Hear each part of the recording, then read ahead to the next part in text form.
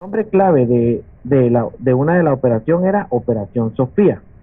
El caso de genocidio en Guatemala surge de un periodo de larga guerra civil de este país, donde violencia contra no combatientes indígenas mayas llegó al nivel de genocidio. Más de 200,000 personas fueron asesinadas o desaparecidas entre 1960 y 1996. En el conflicto interno, según la Comisión del Esclarecimiento Histórico de las Naciones Unidas, el ejército guatemalteco y paramilitares indistintamente perseguían a comunidades indígenas, líderes sindicales, estudiantes, personas religiosas y otros civiles bajo la teoría que formaban un enemigo interno subversivo. El peor periodo de violencia fue entre 1982 y 1983, cuando fuerzas contrainsurgentes promovieron una campaña de represión sistemática de genocidio contra la gente maya, tomando de una histórica antipatía de la gente indígena de Guatemala el Estado justificó la exterminación de aproximadamente 440 comunidades mayas, diciendo que eran parte de un complot comunista contra el gobierno. Y aquí me gustaría presentar el video, licenciada. ¿Está bien?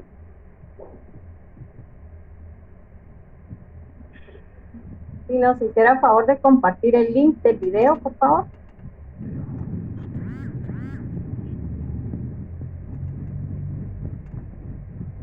Y en la presentación que nos envíe, por favor, ya también agrega el link del video. Aquí tengo el video, no sé si lo reproduzco o solo envío el link.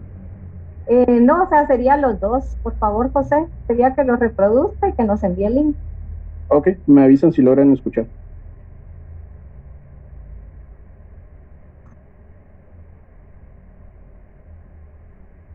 No se escucha.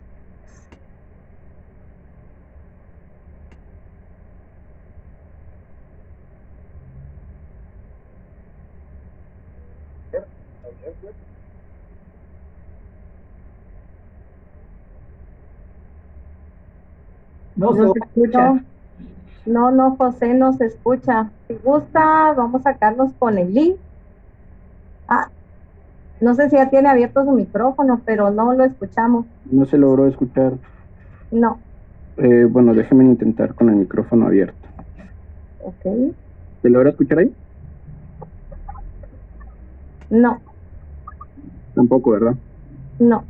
Si gusta, José, puede continuar y ya vamos a ver el link que usted nos compartió.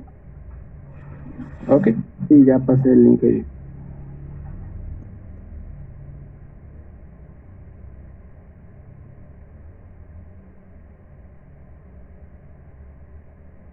Solo que no sé si al compañero ya terminó o si va a seguir.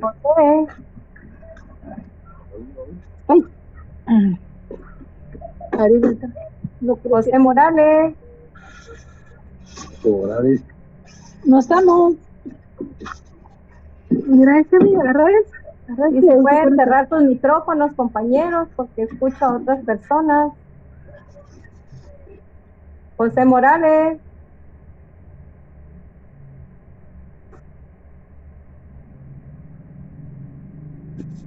José, no lo vemos, si no vamos a tener que continuar y bueno, medio punto le voy a tener que poner porque no terminó su exposición.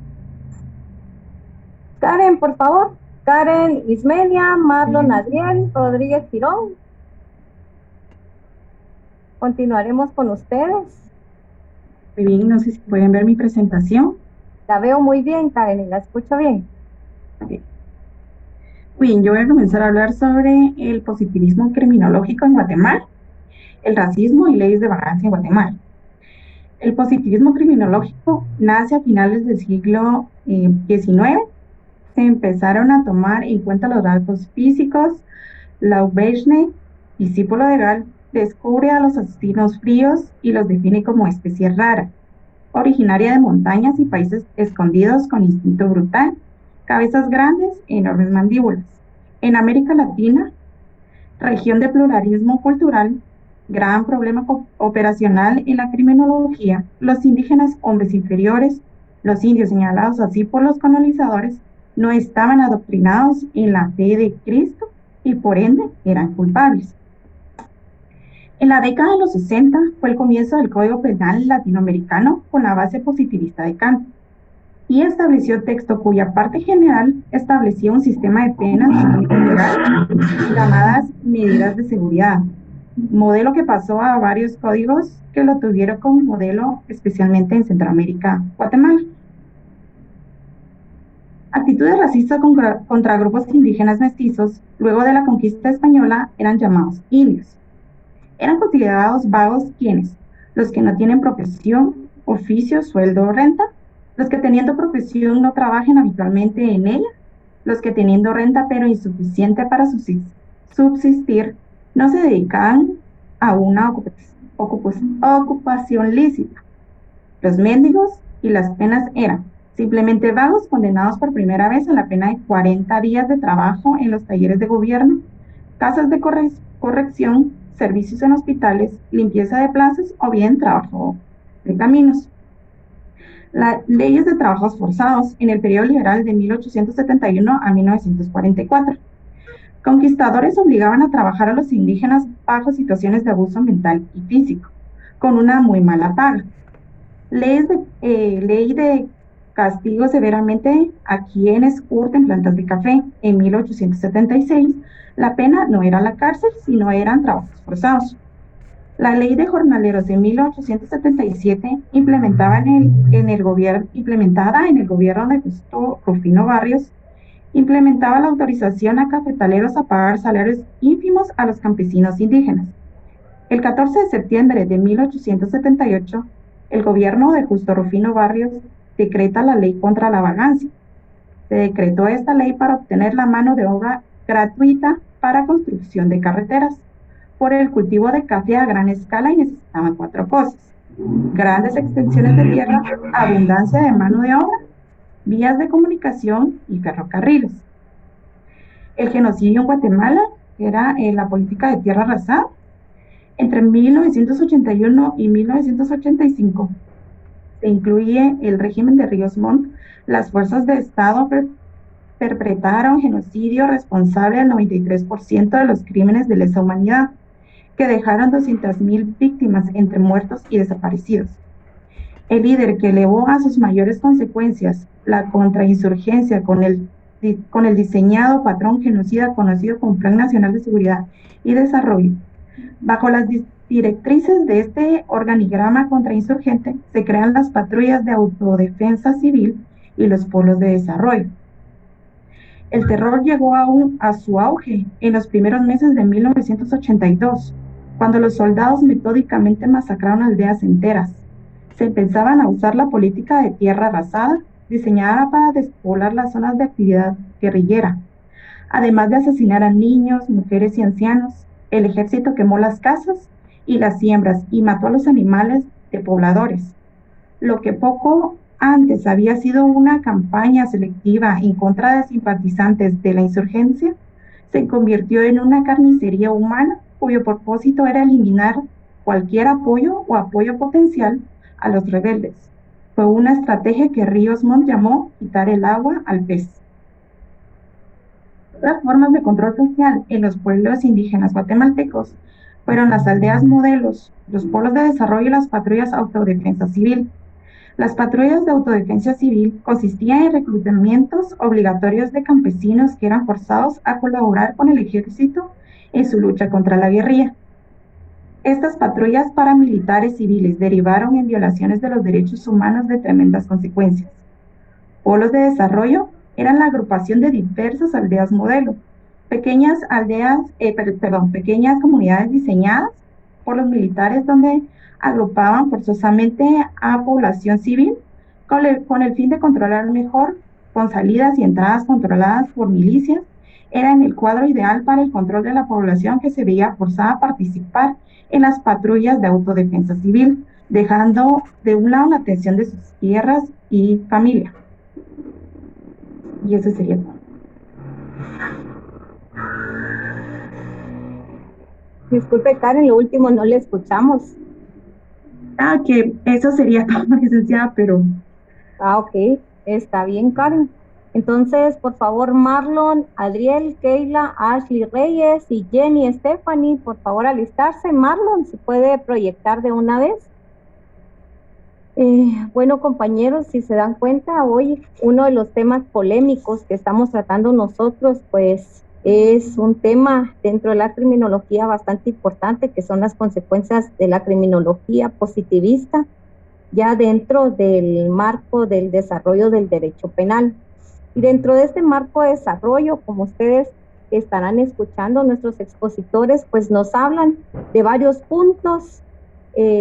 Cada uno pues seleccionó un punto importante. Algunos hablaron del derecho penal de autor, otros hablaron de la peligrosidad social, del tratamiento de medidas de seguridad, de las leyes, otros hablaron sobre el racismo y leyes de vagancia en Guatemala, las leyes de trabajo forzado un poco, y el genocidio, ¿verdad? Estos temas pues son bastante polémicos y muy importantes de abordar dentro de esta clase, porque son temas que esperamos nunca más se vuelvan a repetir en Guatemala, debido a que en estas fechas en el que se ha denominado el genocidio, les indico denominado porque la clase de hoy no se trata sobre si existió o no existió genocidio, sino que se trata sobre lo que sucedió en el denominado tiempo como genocidio en Guatemala, ¿verdad? Y hemos escuchado pues cuestiones fuertes para aquellos que han puesto atención. Se han hablado sobre masacres. Generalmente nosotros en nuestra generación no estamos acostumbrados a alarmarnos tanto por un asesinato, por un homicidio, debido a que nuestra generación pues como que ya normalizó estas situaciones, un grado de normalización, ¿verdad? Nuestras generaciones anteriores no, más sin embargo vivieron temas fuertes como el denominado genocidio. En mi caso, mi generación fue uno de los pocos que tuvo que ver un poco, ¿verdad?, con el conflicto interno armado, de tal cuenta que hasta tuvimos la oportunidad de estar en el área de Chile, de conocer varios testimonios, varias realidades, que algunos pues sí están dentro de los libros, otros no. Yo les aconsejo leer el libro Guatemala Nunca Más, que nos habla sobre varios relatos de la tierra arrasada, del Plan Sofía y de otras situaciones que fueron verídicas, que sí realmente sucedieron tristemente en Guatemala, y que en estos sectores, ¿verdad?, si ya lo enfocamos desde una lupa criminológica, vemos que este grado de violencia vino a cambiar ciertas actitudes, acciones, y vino a trastocar la sociedad que se desarrolla en cada uno de estos departamentos, y especial en el departamento del Quiché. Marlon, ¿verdad? Voy a continuar con su exposición. Gracias, licenciada. Yo les voy a hablar un poco acerca de las consecuencias de la criminología positivista en el desarrollo del derecho penal.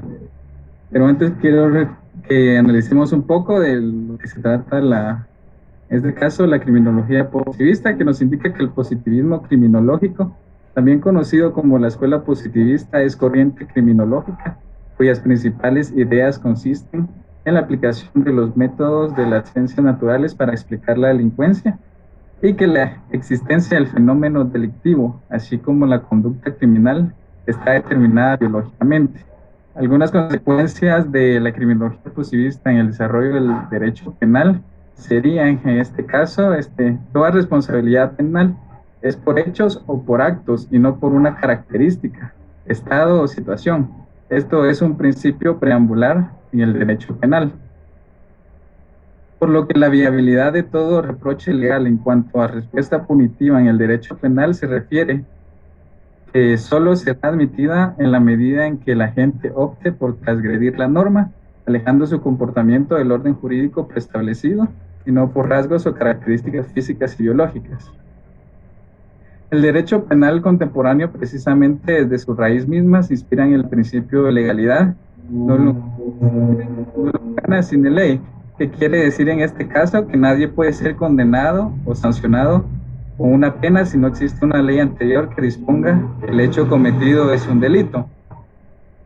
El maestro Antón Oneca define el concepto de acción central en la teoría del delito. Nos indica que el hombre no delinque en cuanto es, sino en cuanto obra.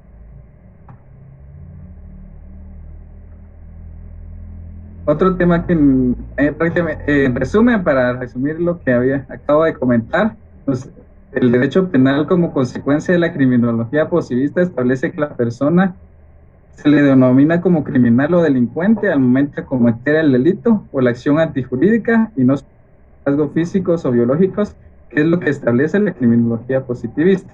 Otro tema que nos tocó al grupo del día de hoy sería lo que es, en este caso, se trata del genocidio. Y el genocidio pues nos indica que el concepto sería que es la aniquilación o exterminio sistemático y deliberado de un grupo social por motivos raciales, políticos o religiosos. En el año de 1978 y 1984, Guatemala fue escenario de un genocidio que hasta la fecha sigue impune. El dictador Efraín Ríos Montt y sus militares organizaron un plan para exterminar al pueblo maya y xil. Se calcula que más de 100,000 personas fueron asesinadas y otros analistas indican que fueron aproximadamente 200,000 personas desaparecidas en este plan de aniquilación denominado Plan Sofía. Según apreciaciones de la Comisión de la ONU e investigadores independientes concluyeron que los militares habían cometido el 93% de los crímenes contra la población civil, arguyendo confrontar grupos armados.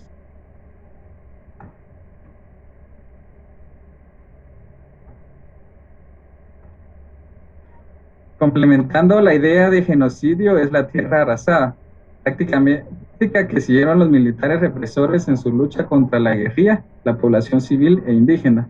La acción militar se concretó en las masacres a aldeas indefensas y que en muchas ocasiones se incendiaron viviendas, se quemaron cultivos y se sacrificó animales domésticos. Ello no constituye prueba alguna de que haya existido la voluntad deliberada de arrasar zonas enteras del país o que se haya aplicado una política destinada a restar medios de supervivencia a los civiles.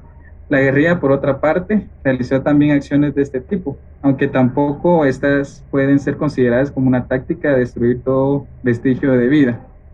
El objetivo de la tierra arrasada era aniquilar la base social rural de la guerrilla, un ejercicio de limpieza étnica en el que el ejército barrió con lujo de violencia con más de 400 comunidades y poblaciones indígenas.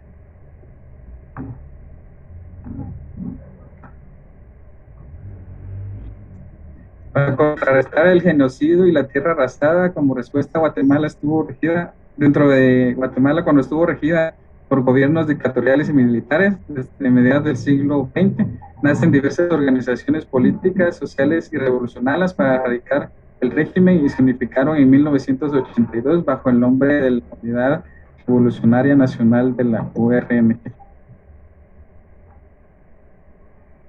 En la investigación encontré algunos testimonios que prácticamente son impactantes. Creo que si pueden ver ahí algunos. Dice, los soldados arrojaron a mi papá, a mi mamá, a mis hermanos y otras personas al río. A mis hermanos les quitaron la ropa y los echaron al fuego. Este es un testimonio del señor Gaspar, que fue sobreviviente en Chile.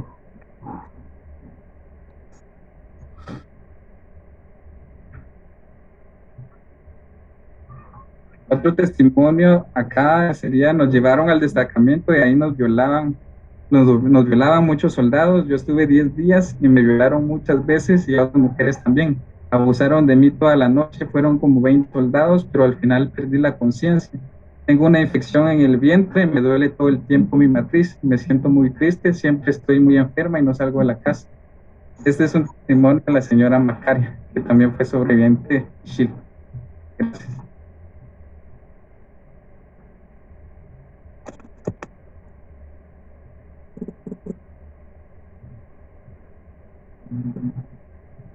¿Puedo concluir, licenciado?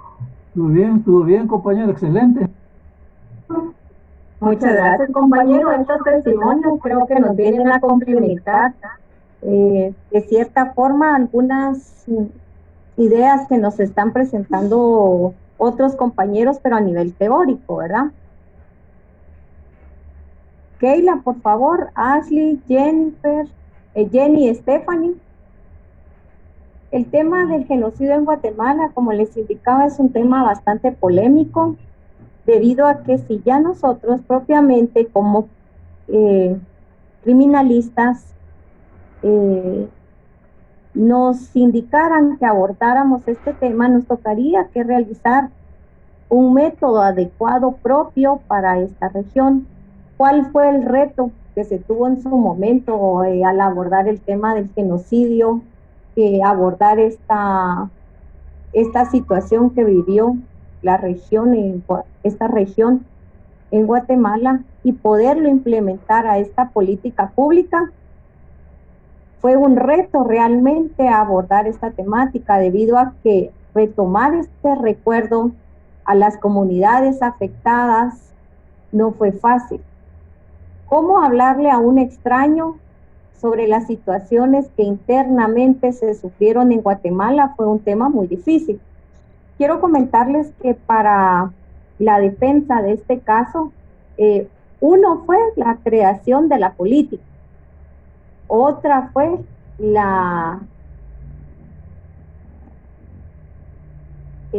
línea que se tenía que seguir para fortalecer la investigación del Ministerio Público y establecer todas esas masacres, porque tenemos nosotros una evidencia material debido a que existían fosas gigantes con cuerpos en ellas. Esta era la evidencia material, pero ¿cómo hilar el relato de las personas que estuvieron en esa época o de aquellos que habían escuchado sobre estas masacres? Ese fue uno de los retos que se pudieron sobrellevar con ayuda de la criminología, y que, como les indico, pues se espera que Guatemala nunca más pueda sufrir de estos altos índices de violencia. Marlon, no sé si usted ya pasó con su presentación. Ya, licenciada, acabo de terminar. Solo me hace el favor de bajar la manita, porque sí me recuerdo que aquí lo tengo anotado. Keila, Ashley, Sarina. Keila se encuentra acá con nosotros, porque no veo su presentación, disculpe. Sí, licenciada, solo estoy tratando de poderme conectar, pero no puedo. Mientras tanto, por favor, se prepara Ashley, Jenny, Sarina. Un comentario muy atinado acá de un compañero, si logran leer los tomos de Guatemala nunca más, ahí hay muchos testimonios de cómo fueron tratados los guatemaltecos en las provincias tomadas. Uno de mis trabajos, compañeros, fue leer estos tomos y, aparte de estos tomos, crear una línea metodológica para poder abordar este tema dentro de varios grupos sociales en las comunidades y chiles. Nos tomamos aproximadamente un año viviendo en estas comunidades, escuchando los relatos, tratando de lograr confianza y comunidad en estos lugares, debido a que, como les indicaba, qué difícil es para alguien volver a tener que recordar estas situaciones. ¿Qué metodología utilizamos en su momento? Pues fue una metodología de recaudación de memoria histórica. Fue algo muy difícil realmente, compañeros. Y es algo real, no es un relato de algunas personas, sino que es algo real lo que existen en estos libros de Guatemala nunca más. Y de tal cuenta, pues por eso es que dentro de este curso, por la importancia que tiene, se aborda el tema de la criminología y las consecuencias de la criminología positivista, ¿verdad? Porque ha sido parte de la historia de esta construcción. el tema del genocidio en Guatemala, pues fue parte importante para que se modificara el derecho penal, para que este delito estuviera plasmado dentro de nuestro código penal y se penalizara cualquier acción o motivación que diera lugar a que vuelva a suceder situaciones como estas en Guatemala. Keila, no sé si necesita ayuda porque sí vi su presentación, pero se ve, después se retira.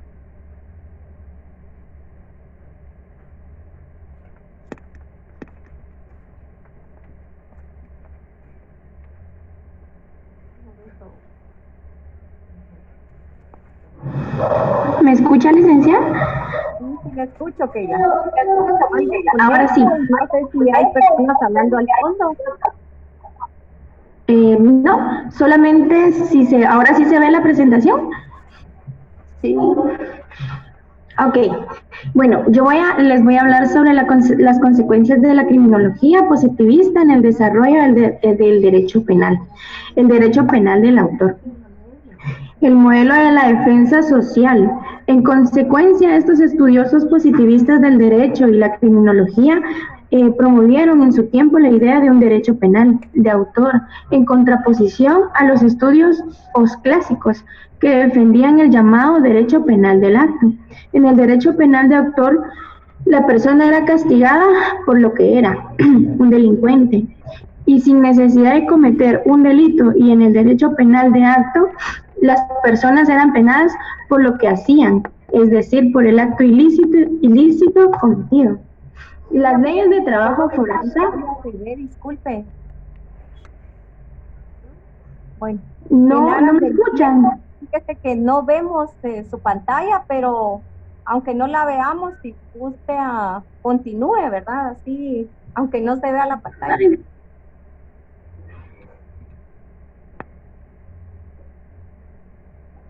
En este momento sí la vemos. Oh, se volvió a retirar.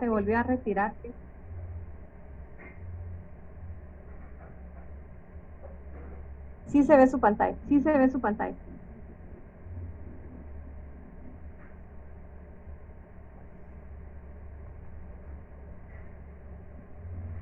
Ahora sí me escucha. Sí la escucho y sí veo su pantalla. Ahora sí me escucha.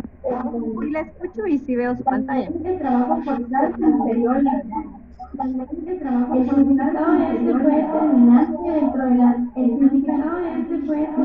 este decreto se iniciaba el proceso de valorización de la tierra, el fraccionamiento de las propiedades pequeñas, para hacer los terrenos productivos. Los terrenos solo satisfacen necesidades,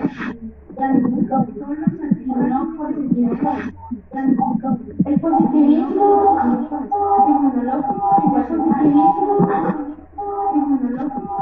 racismo y leyes de balance emocional. El positivismo criminológico fue una pseudociencia que nació en el siglo XIX, una pseudociencia que nació en el siglo XIX. Su creador fue Lombroso. Se dice que esta creador de Lombroso fue la madre del derecho penal positivista, fue la madre del propio segmento. Disculpe, Keila, la voy a tener que interrumpir. Fíjese que la escuchamos con eco. Entonces, en aras de tiempo, solo le voy a pedir a Ashley, que nos haga favor usted, Keila, de retirar su presentación, porque si se escucha demasiado eco y no se entiende. Y mientras tanto, Ashley, por favor, si puede ponernos su presentación. En este caso, usted sería la última expositora debido a que van a estar utilizando el link que estamos usando en este momento. Bueno, licenciada. Sí, le escucho bien en este momento, por favor, ¿nos puede proyectar? ¿Ya pueden verla? Sí, sí la puedo ver. Les hablaré sobre la ley de vagos y maleantes, popularmente conocida como la gándula. ¿En qué consiste esta ley? Fue aprobada el 4 de agosto de 1933 en España por las Cortes de la Segunda República. Se fundó haciendo referencia al tratamiento de vagabundos, proxenetas, enfermos mentales, toxicómanos, alcohólicos y cualquier otro tipo de individuo que pudiera ser considerado por las autoridades como antisocial. Es así como se agrega en 1954 a la comunidad LGBTI en el régimen de Franco, en donde expresamente indica la persecución de homosexuales, tipificándolo en el artículo 6, el cual dice así: los homosexuales sometidos a esta medida de seguridad deberán ser internados en instituciones especiales y en todo caso con absoluta separación de los demás. ¿Cuál era el fin de esta ley? Esta ley aseguraba que su fin era la prevención de los delitos. Esto hizo que fuera utilizada para castigar a las personas por su aspecto o comportamiento más que por los actos concretos plasmados como delitos. Es decir, que no tipificaba delitos específicos a los que aplicar penas, sino que fijaba una serie de medidas de alejamiento, control e internamiento de los sujetos hasta que se consideraba que ya no eran un peligro para la sociedad. Es por eso que se crean 4 centros de internamiento llamados campos de concentración, en los que se dejaba en manos de las autoridades la suerte de los internos. Algunos de sus trabajos eran abrir surcos en tierras de cultivo, pintar paredes, cortar leña y la limpieza de los jardines. O eran enviados a colaborar en casas de templanza, asilos curativos y algunas veces eran enviados al extranjero de comida y alojamiento.